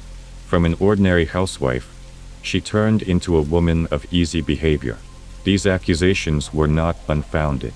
There was a lot of evidence to support them. Brenda was clearly going through a midlife crisis. Her style of dress had changed. The once sophisticated woman began to dress vulgarly and brightly painted. But it didn't stop there. Mrs. Andrew became very secretive to her husband. She did not tell him where and with whom she spent time, what she was doing. Soon Robert became aware of his wife's affairs on the side. In October 1997, she began a relationship with Rick Nunley, the husband of a friend. The man was Brenda's co-worker while working at an Oklahoma bank. The couple dated for a year, and afterward had an occasional phone relationship. Later, another lover was local store owner James Higgins. At first, he was only impressed by the frank outfits and flirting, and after from the hands of Brenda, received the keys to the hotel. The man went about skillful seductress, and met with her 1-2 times a week. This affair lasted about 5 years. All this time, Rob remained in complete ignorance. However, he realized that their marriage is cracking at the seams. In addition, his wife practically stopped talking to him and spending time. He hoped that everything will eventually get better, and tried with all his might to keep the family. In 2001, Brenda stopped the relationship with Higgins, but not for the sake of her husband and the holy bonds of marriage. She was sinking more and more into the abyss of debauchery and vice. Fatal love. 2 years earlier, a Baptist church had sprung up in Oklahoma City, largely due to Mr. Andrews' contributions. In it, the man became a deacon, and his wife took the position of Sunday school teacher. From the outside, their family looked prosperous, adhering to morals and traditions. At that time, Brenda had not completely lost the image of a model wife. She gladly taught the children the basics of religion and fellowship. There, she met James Pavitt, a new lover. He was also a part-time school teacher, married and generally religious, and was friends with Rob. However, he too could not resist the charms and dazzling smile of Brenda. In the spring of 2001, they began to meet. At first, they did it secretly, but then, having lost the limits of prudence, they stopped hiding their feelings. Everyone in the church saw their sympathy for each other. Rob suspected his wife of infidelity and had a big fight with her. They separated. Just by this time, James had divorced his wife. Rob still dreamed of restoring the family, but Brenda was adamant and even filed for divorce. Just after this event, there was a strange call to Mr. Andrews' office, and then a shocking car malfunction. In making an attempt on his life, Rob suspected the sweet couple, which he reported to the police. What could have caused such thoughts in an open and ingenuous man? The same question was asked by law enforcement officials. Rob did not prevent the divorce. The agreement on children was reached. He helped Brenda financially, What else was there not to please a cheating husband? It was all about the money. In addition to teaching school, James Pavitt was an insurance agent. In the summer of that year, he took out an $800,000 insurance policy on Mr. Andrew. Brenda was the sole beneficiary. It's about the insurance. When officers began investigating the bizarre attack on Mr. Andrew's family, in addition to the relationship between the couple, they also became aware of the incident involving the car's brakes. Detectives compared the facts. Brenda's involvement in the murder of her husband became clearer. In addition, there was a new suspect in the case, her newfound lover. Then investigators learned that 2 weeks before the incident in the garage, Rob Andrew paid a visit to the insurance company. He wanted to exclude his unfaithful wife from his insurance policy. However, James refused to do so, citing that the contents of the contract could only be changed by the beneficiary himself, that is, Brenda Andrew. Not taking his former friend's word for it, Rob decided to verify the information with management. It turned out that Brenda and James had attempted to forge the insurance policy by transferring ownership to Mrs. Andrew. Rob's signature was falsified, plus it was dated retroactively. Mr. Andrew was assured by Pavitt's superiors that he still owned the policy, and only the policyholder could change the terms of the contract. When James learned of the incident, he was very angry, as the circumstances discovered were the reason for his dismissal. Investigation. Officers also became aware that Robert was in possession of a 16-gauge shotgun.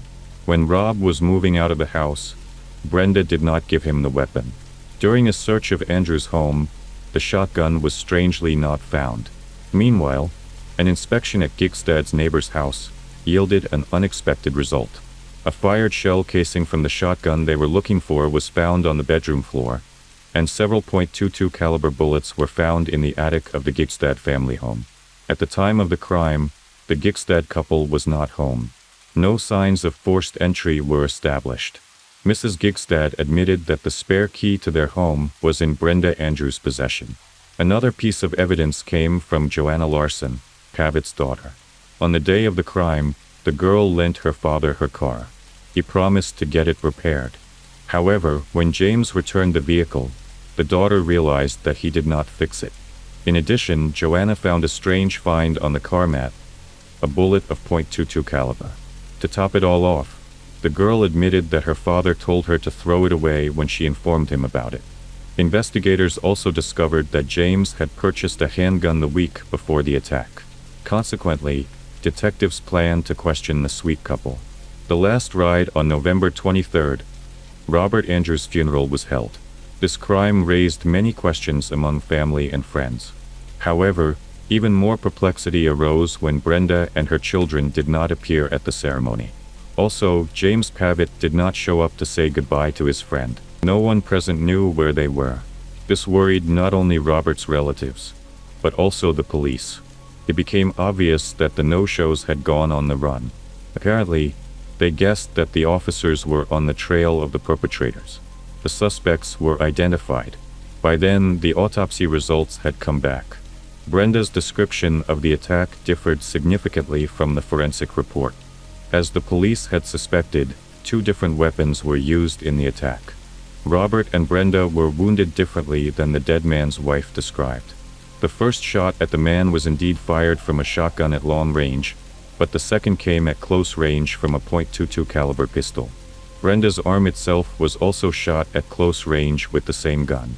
By analyzing the bloodstains found and their location on the fabric, it was clear that the spouse was in the vicinity of the husband when he was shot. The angle of the blood matches where the shooter was. That is, it was Brenda who fired the second shot at the wounded Robert. After receiving the results of the examination, Brenda and James were officially recognized as suspects and declared wanted. On the run, unfortunately, the fugitives were days ahead of police. Authorities alerted border officials that the suspects may have crossed the border. However, they were nowhere to be seen. After a while, it became clear that James and Brenda had fled the country. Police speculated that they were in Mexico. To catch the criminals, it was decided to block their accounts. Without their livelihood, they would sooner or later make themselves known. And so they did. 3 months later, Pavitt contacted his daughter. He asked her to send the money. Only one thing the man didn't take into account. The girl was cooperating with the investigation. Joanna had no doubts about her father's involvement in the crime. He was clearly hiding something from her. Even that time when he asked her boyfriend to call Mr. Andrew, pretending to be a doctor at the local hospital and report his wife's illness. Thanks to James's call, the investigation became aware that the perpetrators were hiding in the city of Cancun. In February 2002, James Pavitt and Brenda Andrew were apprehended at the border and handed over to the U.S. authorities. The two were charged with first-degree murder and conspiracy to commit a felony. Meanwhile, the Andrew couple's children were placed in the care of their paternal grandparents. After their arrest, none of the defendants were willing to cooperate with the investigation. They did not plead guilty, talking in the presence of lawyers. Trials. The first to stand before the court was James. The prosecution carefully built a case. It was reported that in the past Pavitt was an army sniper and knew how to handle firearms. His scandalous affair and attempts to prevent Rob Andrew from stripping Brenda of her beneficiary status were also voiced. His daughter's testimony and the physical evidence that was found were taken into account. The jury found James Pavitt guilty and sentenced him to death. Next to go on trial was Brenda Andrew. While James's trial was methodical, building up into a clear portrait of motives, means, and execution, Brenda's trial was full of sordid details, revelations, and intrigue. The prosecution brought Brenda's personality and her string of infidelities to the forefront. Her former lovers were invited to the hearing. They characterized the woman as a person of far from faith and integrity. When the prosecutor asked Brenda why she killed her husband, she replied, "God knows that in my heart I am pure and innocent. If you are people of faith, set me free." The prosecutor disagreed. He presented her as a lecherous woman who did not love her husband, cheated on him, and then killed him for selfish purposes. To prove his point, he showed the contents of a suitcase she had taken with her to Mexico. It contained lacy lingerie as well as the 203 ways to drive a man crazy in bed. Would a grieving widow run away from her husband's funeral? The prosecutor asked the defendant. In turn, the defense team tried to portray Brenda as a victim of what happened. The defense attorney recalled that she was also injured in the attack. However, forensic experts said that the woman shot herself in the arm, to which the defense said that it possessed a letter with Pavitt's sole confession to the crimes committed. That would seem to be a valid argument. However, the handwriting expertise established that the document was forged by Brenda Andrew herself. However, the most shocking revelation was another. Pavitt's attorney stated that in the event of his ward's death, Brenda became the beneficiary of his insurance policy. In time, apparently, the same fate awaited him as Rob. Or maybe Brenda thought that she would be able to prove her innocence and the punishment for the crime would fall on the shoulders of her lover. After the latter's death sentence, she'd be entitled to the insurance money too. The jury deliberated for about 6 hours. In the end, Brenda Andrew was found guilty of the crime charged and sentenced to death. Bottom line, both convicts are on death row awaiting execution. Brenda repeatedly appeals the judgment but is unsuccessful. Pavitt's execution is scheduled for July 2024. It may be rescheduled again as it has been done 4 times before. Brenda's execution date has not yet been set. She is the only woman sentenced to capital punishment in Oklahoma. The criminal intent of Brenda and James is horrific in and of itself. However, the fact that these men considered themselves God-fearing, teaching morality to children, further clouds the situation. People who preach things that do not guide their personal lives are unscrupulous and ruthless. You can expect anything from them because they are unfamiliar with moral principles. The fear of snakes is perhaps the most common phobia on Earth, and it seems understandable. Some of them are lethal, so fearing snakes is just a genetically ingrained instinct of survival in our brains. However, it would be unfair to label snakes solely as predators. They are also amazing creatures with incredible abilities and appearances, capable of evoking a wide range of emotions, but certainly leaving no one indifferent. In our story today, we'll talk about a rare snake that suddenly attacked its owner, ending his life. Ben Rennick was just 29 years old when he was found deceased in his renowned snake breeding facility. Benjamin Blue Birch Rennick was born in August 1987 in Missouri. He grew up in the countryside alongside his family. Ben had an older brother, Sam, with whom he shared a very close bond. In 1989, the Rennick family moved to a picturesque farmhouse. The boys spent a lot of their time outdoors, and it was then that Ben began to take an interest in snakes. A tragic incident in September 1992 triggered a series of unfortunate events. The family was away when a gas leak occurred, leading to an explosion in their beautiful home. The Rennicks were forced to move into a trailer. After some time, Ben's mother, Kim, was diagnosed with stage 4 breast cancer. Despite these hardships, the family overcame. They were very close-knit and always supported each other in any situation. Recovering from previous tragedies in 2002, they moved to a new home, where a special room was designed for Ben to keep his snakes. In 2009, after a long battle with cancer, Kim passed away. Before her death, she made her sons promise to look after the farm and pass it on to their children. As time went by, Ben's love for snakes knew no bounds, and the young man founded Rennick Reptiles, which soon gained recognition. This allowed him to sell snakes worldwide from the United Kingdom to Japan. Breeding snakes became the meaning of his life. He was described as a great breeder, who was devoted to his work, caring more about the snakes than the money. The reptile farm bred a multitude of reptilian subspecies, growing and reproducing both the most common species and some of the rarest subspecies on Earth. Ben's reptiles were of immense value. Just a portion of his python collection was valued at over $1 million. However, Ben was lonely and had long dreamed of starting a family. So, in 2010 at a party, he met a woman named Lindley. Their relationship progressed rapidly, and within weeks, Ben introduced his girlfriend to his brother Sam and Sam's fiancé Eli. Eli and Lindley had sons from previous relationships, so they quickly found common ground and became friends. Lindley swiftly became part of the Rennick family, and they started living together. She assisted Ben on the snake breeding farm. They were in love and lived as a full family even before they made their union official. In March 2012, Lindley gave birth to a daughter, Amelia. Ben was overjoyed to become a father. However, the happy family life once again encountered problems. Frank Rennick, Ben's father, encountered significant troubles in his business. Previously, he had engaged in several fraudulent stock transactions to cover medical bills and Kim's treatment. Just a day before the FBI planned to visit the farm, Frank took his own life. Frank's passing halted the investigation. The sons were deeply affected by yet another parental loss but managed to get through it, coming together and supporting one another once more. Ben inherited the house and farm, while Sam received a sum of money far exceeding the house's value. Each brother had his own family and children, but this never prevented them from living as one big family in their parents' home.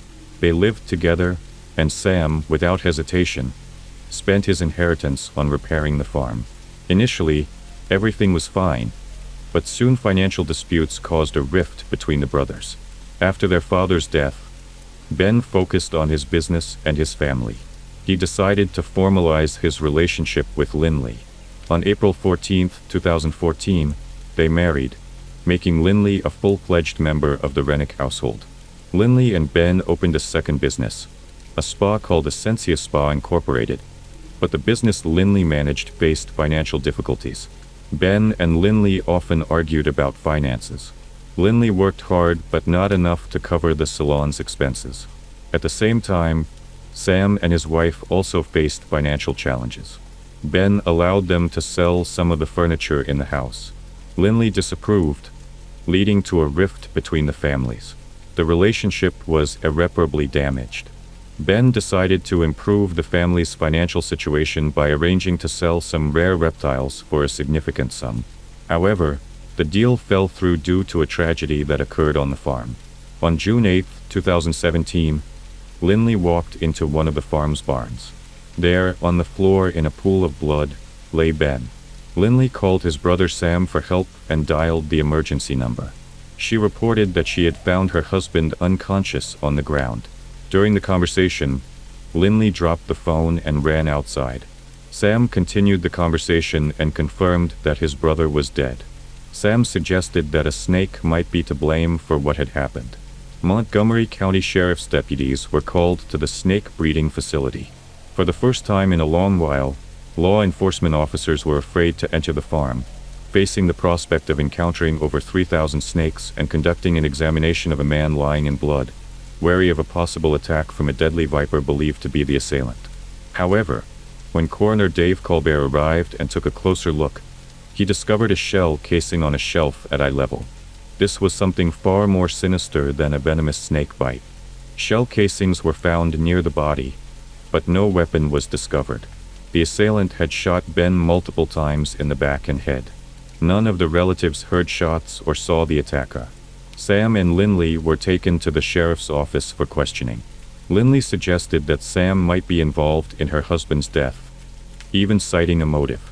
Apparently Ben wanted to sell the house, but Sam was opposed. Sam was asked to undergo a lie detector test, which he passed. The police had no reason to detain Lindley and Sam, so they were released.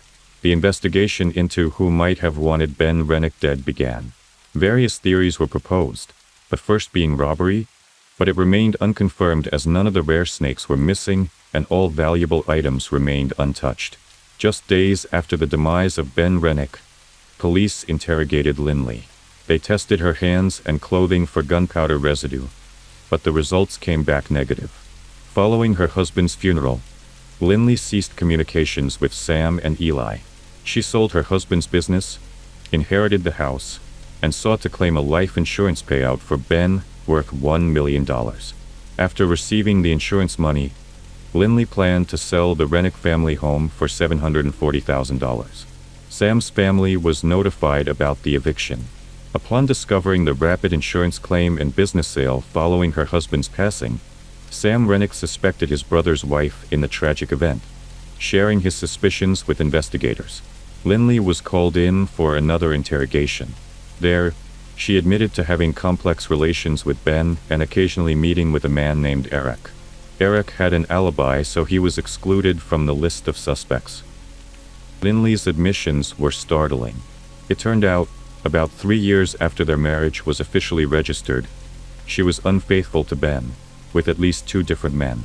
Messages between the couple showed that Ben suspected his wife of infidelity, which had indeed strained their relationship lately. On October 5, 2017, the Missouri State Highway Patrol conducted a polygraph test on Lindley, informing her that she had failed. However, without solid evidence linking her to the crime, she was released. Nevertheless, the investigation into Ben Rennick's case slowed but did not cease. Later, investigators learned that a month before Ben Rennick's passing, Lindley had made her first attempt on his life. She concocted a story of Ben being a cruel tyrant who oppressed her daily and even physically assaulted her. She shared this story with a spa salon coworker to garner support and assistance. They plotted to end Ben's life by giving him a poisonous protein shake laced with 15 Percocet pills. Unaware, Ben drank it. He fell severely ill during that period but survived, oblivious to the fact that he had been poisoned. Lindley Rennick was interrogated by investigators 6 times in total. Further assistance in the investigation came unexpectedly. On January 14, 2020, information from a state prison surfaced, with a witness claiming to have knowledge about Ben Rennick's demise. The witness was Brandon Blackwell. He told Missouri State Highway Patrol investigators that Lindley had shot Ben and had conspired with her ex-boyfriend.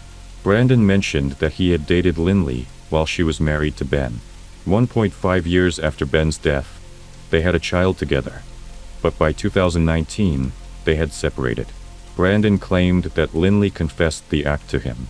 She had conspired with her spa salon coworker, Ashley Shaw, and another ex-boyfriend, Michael Humphrey. Years after Ben's demise, Lindley Rennick and her former boyfriend, Michael Humphrey, were arrested for Ben's death. However, following their arrest, Lindley and Humphrey pointed fingers at each other. So who really pulled the trigger? According to Michael's testimony, on the day of the event, he went to the farm with Lindley, who asked him to pose as a buyer.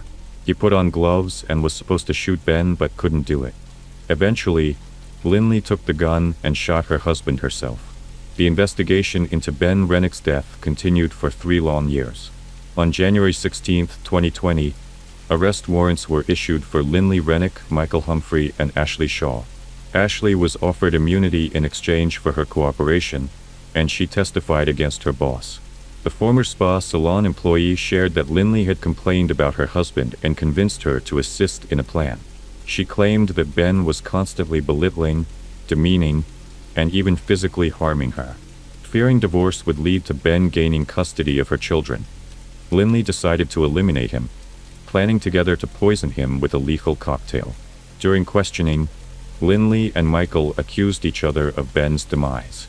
In October 2021, Michael Humphrey faced trial in Audrain County. His lawyers hoped that revealing the murder weapon would lead to a second-degree murder charge. Despite possessing the gun, no conclusive DNA evidence was found on it. To lessen his sentence, Michael Humphrey also made a deal with the prosecution, disclosing the location of the murder weapon. His cooperation led to a life sentence on a less severe charge of second-degree murder, without defense at the trial. On January 3, 2021, Michael Humphrey was sentenced to life imprisonment with the possibility of parole. The trial against Lindley Rennick began on December 6, 2021. She was charged with the shooting and demise of Ben Rennick on June 8, 2017, at his snake breeding facility in New Florence. Court documents stated that the plot to end Ben Rennick's life originated in Lindley's spa salon.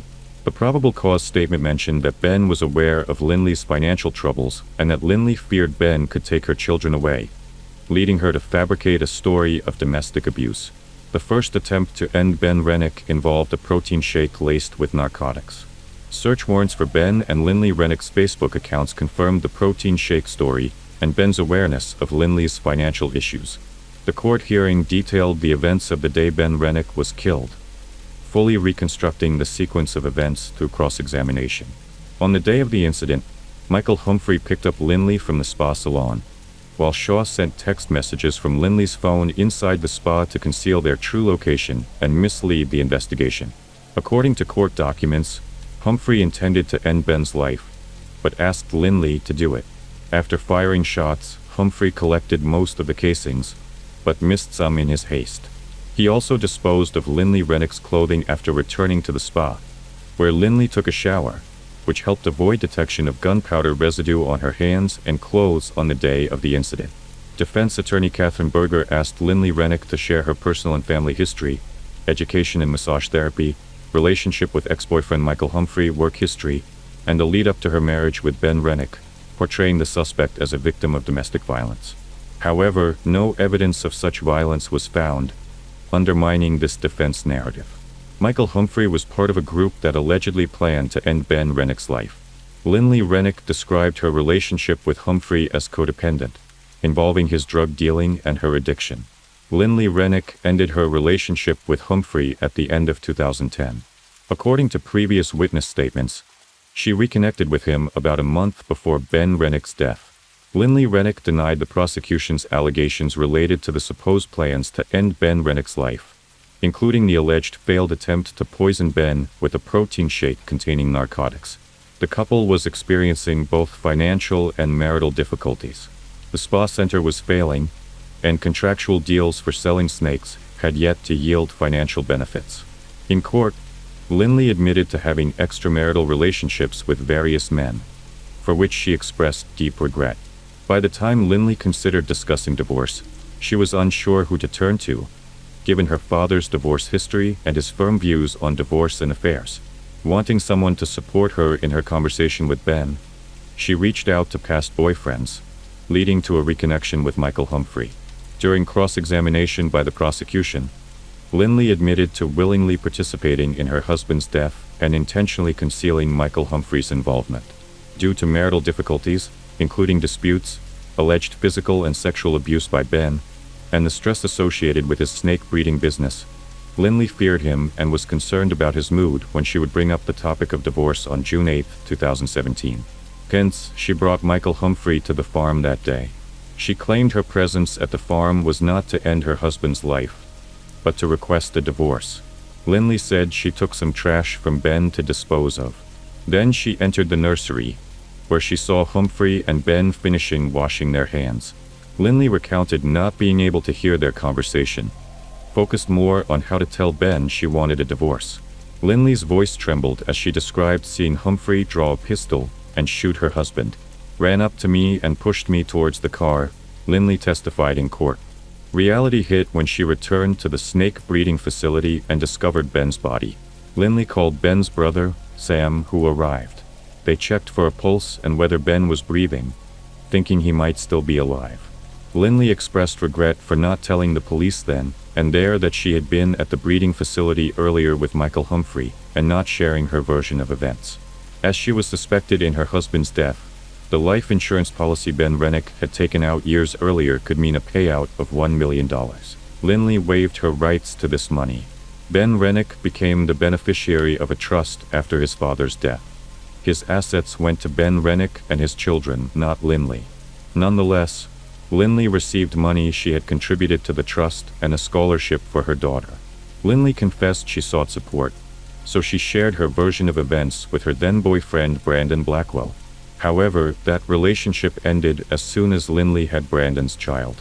During the court hearing, Lindley shared her regrets about her continuous deception. "I was just trying to escape from the truth of what happened," she said, adding that she never wished for her husband's death. Lindley Rennick's defense team did not petition for a new trial following the final verdict. No appeals were filed against her conviction. Lindley Rennick filed a defamation lawsuit against Blackwell, claiming his statements about her involvement in her husband's death were false. However, prosecutor Kevin Zellner questioned Lindley Rennick's testimony during cross-examination. He queried why she did not check on her husband after hearing gunshots, why she did not call 911, why she sent friendly messages to him and Humphrey after the shooting, and why she continued to lie even as emergency responders got involved.